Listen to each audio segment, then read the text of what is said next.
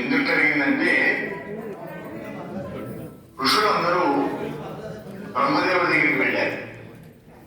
వెళ్ళి, ఓ బ్రహ్మదేవ, కలియుగంలో 5 నిమిషాలు కూడా మనసు నిశ్చయంగా ఉండటం లేదు. ఐశ్వర్యం ఉన్నా లేకపోయినా ప్రశాంతత అనేటువంటిది ఎక్కడా కనపడలేదు. నిత్యానందాన్ని పొందలేకపోతున్నాం. మేము తపం ఆచరించడానికి పవిత్రమైనటువంటి ప్రదేశం,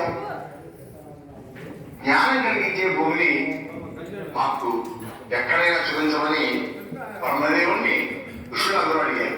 ఇప్పుడు బ్రహ్మదేవుడు, ఋషులారా, నేను నా దివ్యమైనటువంటి జ్ఞాన సంపత్తి చేత ఒక రథాన్ని ఇస్తాను మీకు.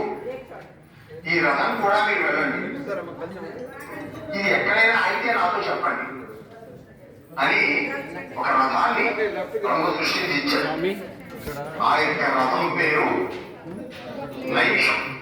సంస్కృతంలో నైమిషము అంటే 2 చక్రాన్ని కలిపేటువంటి యూసు, దాని నైమిషము అంటారు.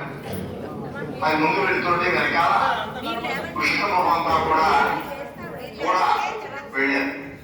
9 అరణ్యాలు దాటింది భూలోకంలో. ఒక నిర్జనమైనటువంటి అరణ్యంలో ఆ రథం ఆగిపోయింది.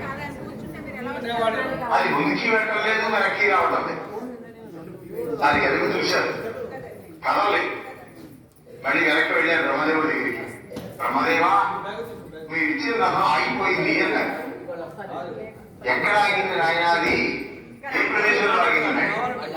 నిర్జనమైనటువంటి అరణ్యంలో ఆగిపోయింది.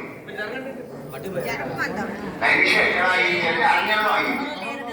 అందుకే ఈ ప్రాంతానికి బ్రహ్మదేవుడు రథం అనేటువంటి నైమిషం ఆగిన చోటు కనుక నైమిష అరణ్యం అనేటువంటి నామధేయం ఈ ప్రాంతానికి వచ్చింది. అప్పుడు బ్రహ్మదేవుడు చెప్పాడు, ఇది గొప్ప తపోభూమి, జ్ఞానభూమి, మీరు నిత్యంగా ఇక్కడ